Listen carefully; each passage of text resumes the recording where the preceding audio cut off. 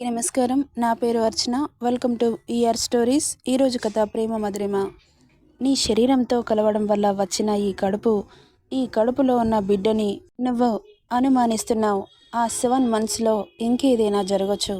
అప్పుడు కూడా ఇలాగే మాట్లాడతావు. చేయని తప్పుకు నన్ను నిందిస్తావు. అలాంటి మాటలు పడే ఓపిక, సహనం నాలో లేవు. ఇప్పుడు చచ్చిపోయాయి. నమ్మకం లేని చోట నేనుండలేను. తమరు దయచేయండి అనింది. అయితే పెళ్లి చేసుకుని బంధించేయనా అని అడిగాడు. ఒక్కసారిగా ఏదో వినకూడనిది విన్నట్లుగా గుడ్లు పెద్దవి చేసి షాక్ కొట్టినట్లు అన్ని అయోమయంగా చూసింది. ఏంటి డస్కి అలా చూస్తున్నావు? చెప్పు. పెళ్లి చేసుకొని నీకో గుర్తింపునిస్తాను, వస్తావా అనగానే కోపంతో ఊగిపోతూ అతని గుండెలపై చెయ్యి వేసి ఒక్క తోపు తోసి, ఏంటి నీ గుర్తింపిస్తావా? నీ తొక్కలో గుర్తింపు నాకేం అవసరం లేదు. ఇక నీ ఫేస్ నాకు చూపించకు. జస్ట్ నా శరీరం కోసం మాత్రమే ఇలా మాట్లాడుతున్నావని నాకు తెలుసు. నువ్వెంత బ్రతిలాడినా నేను రాను. జస్ట్ భార్య అన్న సర్టిఫికేట్ ఇచ్చి 10 మందిలో చెప్పుకోవడానికి మాత్రమే భార్యని చేసుకుంటావు. లేకపోతే ఇంకేం చేస్తారు? నెత్తిలో పెట్టుకుని ఊరేగనా అన్నాడు.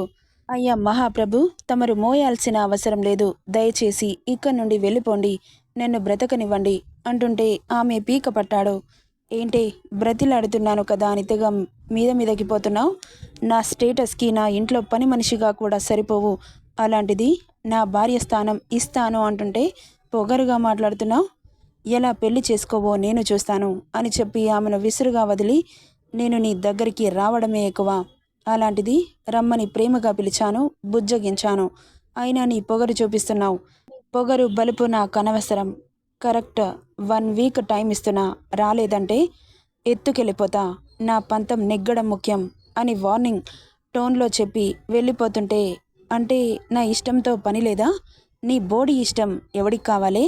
నా దగ్గర ఉండాల్సినవి 7 months. ఆ 7 months అయిపోయే వరకు నిన్ను నా దగ్గర నుండి కదలనివ్వను. మరి గెంటేశారుగా, ఏ మొహం పెట్టుకొని నా దగ్గరికి వచ్చారు? నువ్వు లేకపోతే ఉండలేకపోతున్నానే డస్కి, అందుకే వచ్చాను. ఓహ్, లవ్ చేస్తున్నారా అంటూ రెచ్చగొట్టింది. లవ్ అన్నాడు కళ్ళు చిన్నవి చేసి. అవును, లవ్ చేస్తున్నారా? ఎవడైనా లవ్ చేయాలనుకుంటాడానే డస్కి అన్నాడు. అలాంటప్పుడు పెళ్ళెందుకు చేసుకోవాలనుకుంటున్నావు? నీ కడుపులో పెరుగుతున్న బిడ్డకి సొసైటీలో సమాధానం చెప్పాలిగా. ఆ సమాధానం నేనవ్వాలనుకుంటున్నాను. రేయ్, నువ్వు నా కంటికి కనిపిస్తే చంపేస్తా. పోయి ఇక్కడ నుండి అంటూ పిల్లో తీసి అతని మీదకి విసిరింది.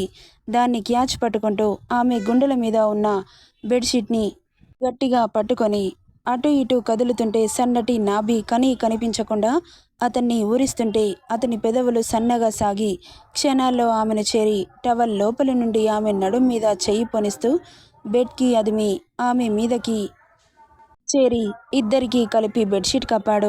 అతను ముట్టుకున్నప్పుడే టవల్ వదిలేసిన డస్కి ఆమె నడుం మీద వేళ్లతో మీటుతూ, ఇట్స్ ప్రవోకింగ్ అంటూ నాభి మీద గాఢంగా ముద్దు పెట్టాడు. అతని సూది మొనలాంటి మీసం, సున్నితమైన పెదాలు కలిపి సున్నితమైన ప్లేస్లో తాకగానే ఒక్కసారిగా ఒంట్లో నరాలన్నీ జివ్వుమని లాగి ఆమె నోట్లో నుండి అహ్ అన్న మోకింగ్ సౌండ్ వినిపించగానే అతని పెదవులపై సాటిస్ఫాక్షన్ స్మైల్ చేరి, లెట్స్ ప్రొసీడ్ అని అడిగాడు చాలా హస్కీగా ఆమె చెవిలో. అతని మాయలో ఉన్న దక్షిత అతని మాటకి ఉలిక్కిపడి అతన్ని చూసింది. ఓకేనా అని అడిగాడు. ఆల్రెడీ ఒకసారి చేసిన తప్పుకి నా బ్రతుకు ఇలా అయింది. మరోసారి తప్పు చేయదలుచుకోలేదు. అయినా ఒకసారి మలినమైన దానితో ఇలా పడుకుంటాననుకుంటున్నావు?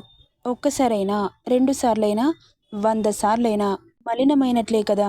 ఇంకా చెప్పాలంటే ఎక్స్పీరియన్స్ ఉన్న అమ్మాయి అయితే బాగా సిగ్గుపెడుతుంది అంటుంటే కోపంతో ఏం చేయాలో అర్థం కాక ఆమెకు అందిన బుగ్గని కొరికేసింది. యూ ఇడియట్, ఏంటి కుక్కలా ఇలా కొరికేశావు అంటూ డస్కీ బుగ్గ కొరికాడు. హా అంటూ అరిచి అతని గుండెలపై పిడికిలితో గుద్దింది. ఆమె చేతిని గట్టిగా పట్టి బెడ్కి అదుముతూ, నన్ను పెళ్లి చేసుకోకపోయినా పర్వాలేదు, ఇలాగే ఉన్నా నేనేం ఫీల్ అవ్వను, ఉంటావా అంటుంటే కోపంతో అతన్ని వెనక్కి నెట్టి అక్కడి నుండి డ్రెస్సింగ్ రూమ్కి పరిగెత్తింది. డస్కీ బెడ్షీట్ని చుట్టుకొని అలా పరిగెడుతున్న ఆమె వెనకాల బెడ్షీట్ ఊడుస్తూ వెళ్ళిన తనని చూస్తూ అక్కడి నుండి వెళ్ళిపోయాడు దక్ష్. అసలేం మాట్లాడుతున్నాడో అర్థం కావట్లేదు. ఏం చేద్దామని వచ్చాడో కూడా తెలియట్లేదు. ఆలోచనలతో బుర్ర హీటెక్కిపోయింది డస్కీకి. అసలేంటి నాకు ఈ కన్ఫ్యూజన్.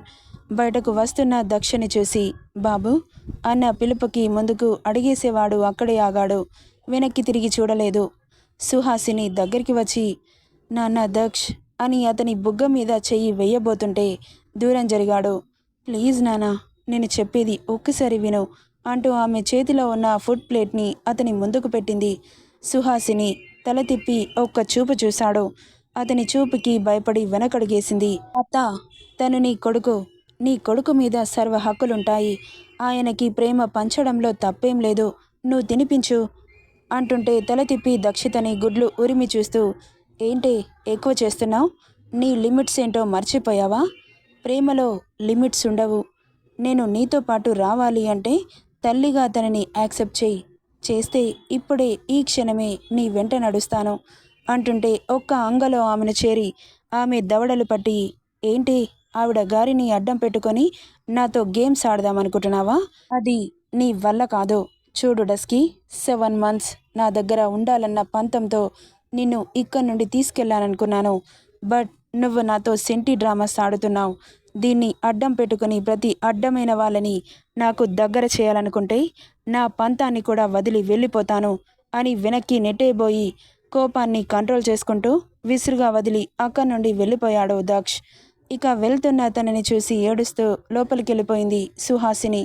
తన అత్తను చూసి బాధేస్తుంటే తన వెనకాలే వెళ్ళి అత్త ప్లీజ్ ఏడవకు అని ఓదారుస్తుంటే సిరమ్మ అని దక్షితని హత్తుకొని ఏడ్చేసింది సుహాసిని. తనలా ఏడుస్తుంటే చూస్తూ ఊరుకోవడం తప్ప ఏం చేయలేకపోతున్నాను అని బాధపడింది. నా విషయంలో ఎంత దిగడానికైనా సిద్ధంగా ఉన్న బావ తన తల్లినెందుకు అర్థం చేసుకోలేకపోతున్నాడు? ఇప్పుడేం చేయాలి అని ఆలోచిస్తూ నువ్వు బాధపడకు, ఏదో ఒక రోజు ఖచ్చితంగా వస్తుంది. అప్పుడు బావే రియలైజ్ అవుతాడు. ప్లీజ్ తనకి మంచి చెడు తెలీదత్తా, ఇక్కడే ఉంటాడుగా, నేర్పిద్దాం. అప్పుడప్పుడు బావకి ఎదురుపడు. నీ మనసులో దాగున్న ప్రేమని బయటపెట్టు. ఏమో కరుగుతుందేమో ఆ స్టోన్ అని ఓదార్చింది. ఈ జన్మలో ఏం పుణ్యం చేసుకున్నానో కానీ కూతుర్లాంటి కోడలు దొరికినందుకు చాలా గర్వపడుతున్నాను సిరి. నేను బాధపడ్డ ప్రతిసారి నా వెన్ను తడుతూ నా వెంటే ఉంటున్నావు. ఇప్పుడు కూడా నా కోసం నా కొడుకుతో పోరాడుతున్నావు. ఏమిచ్చి నీ రుణం తీర్చుకోవాలి అని తన చేతులు పట్టుకుంది. అయ్యో అత్త, మనిద్దరికీ రుణాలెందుకు చెప్పు? నీ సమస్య నా సమస్య కదా, చెప్పు. ఇలాంటి పిచ్చి మాటలు మాట్లాడకు, కోపం వస్తుంది నాకు. నీకసలే ఒంట్లో బాలేదు, రెస్ట్ తీసుకో. ఇవన్నీ ఆలోచించడం మానేసేయి. బావ మనసు ఎలాగైనా మార్చే బాధ్యత నాది. నిజం తెలిసేలా చేస్తాను, సరేనా అనింది. ఇక్కడ దక్ష్ అసహనంగా అనిపిస్తుంటే గోడకి గట్టిగా ఒక పంచిచ్చాడు.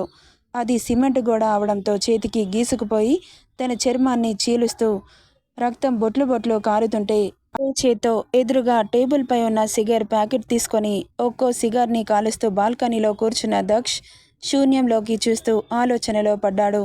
అప్పుడే అక్కడికి వచ్చిన బాచి ఎదురుగా తన ఫ్రెండ్ కనిపించగానే ఆశ్చర్యం అనిపించింది. ఎందుకంటే అంత బాధగా ఎప్పుడూ చూడలేదు. ఏమో, మన దక్షిత వెళ్ళిపోయినప్పుడు కూడా అంత బాధపడలేదు. తన ఫేస్లో బాధ చాలా స్పష్టంగా కనిపిస్తోంది. ఇక కంగారుగా పైకి వచ్చిన బాలాజీ దక్షిని చేరుకొని ఫ్లోర్ మీద చూసి షాక్ అయ్యాడు. నెంబర్ ఆఫ్ సిగరెట్స్ కనిపించాయి.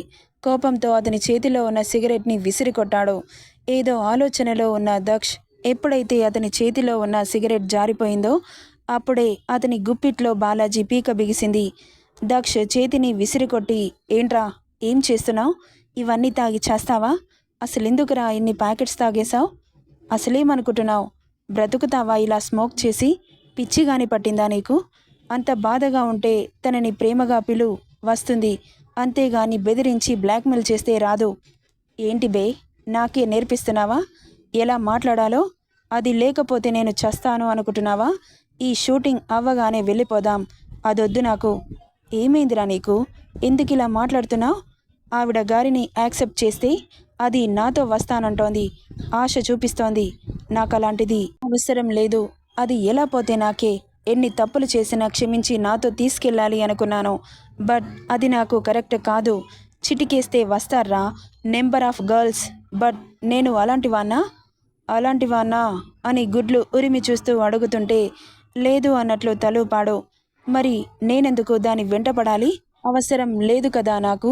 చెప్పు అంటుంటే అంతకంటే అందమైన అమ్మాయిలు దొరుకుతారు నీకు. కానీ అంత మంచి మనసున్న అమ్మాయి ఒక్కదాన్ని చూపించు నాకు. అప్పుడు నీ మాటకి నేను అగ్రి అవుతాను.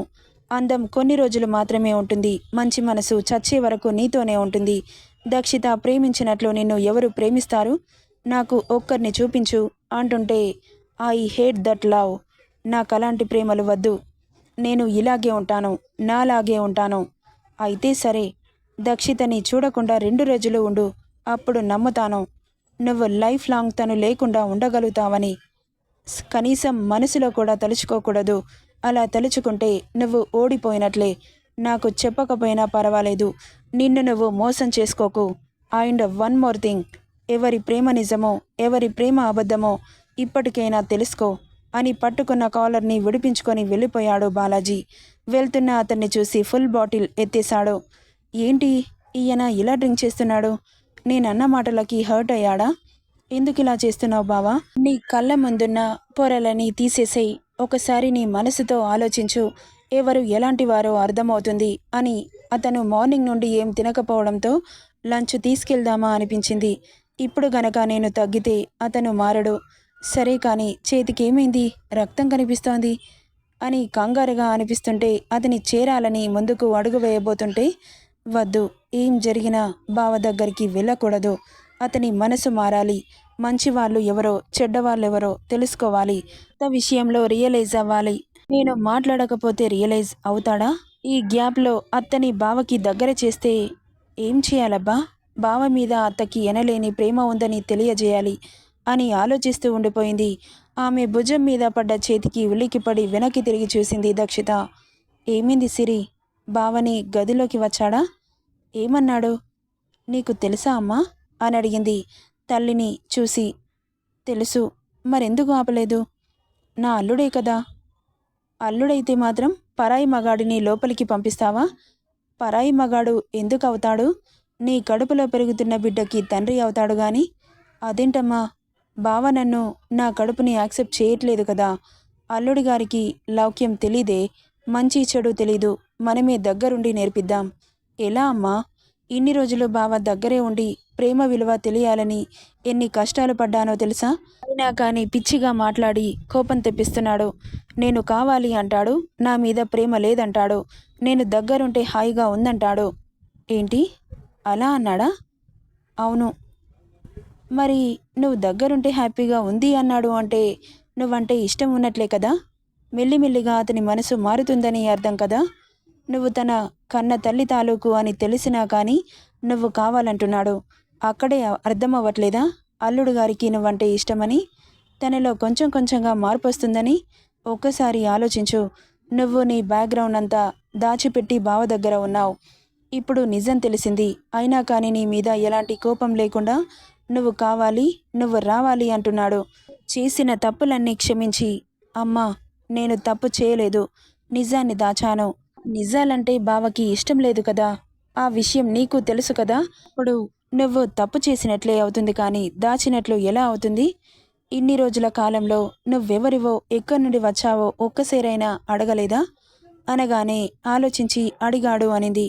అప్పుడు నువ్వేం చెప్పావు? కొంపదీసి తన తల్లి తాలూకా అని అడిగినప్పుడు అలాంటిదేం లేదు అని చెప్పింది డస్కీ. తనెవరో కూడా నాకు తెలీదు అన్న మాట గుర్తొచ్చి అవును అబద్ధం చెప్పాను. మరి అల్లుడు గారిని ఎందుకు నిందిస్తున్నావు? ఇప్పుడు నేనేం చేయాలి? పాపం ఆయన మార్నింగ్ నుండి తినలేదమ్మా, జాలేస్తోంది. పిచ్చి పట్టిన వాడిలా తెగ తాగేస్తున్నాడు. ఒక్కసారి అటు చూడు అని కిటికీలోంచి తన బావని చూపించింది.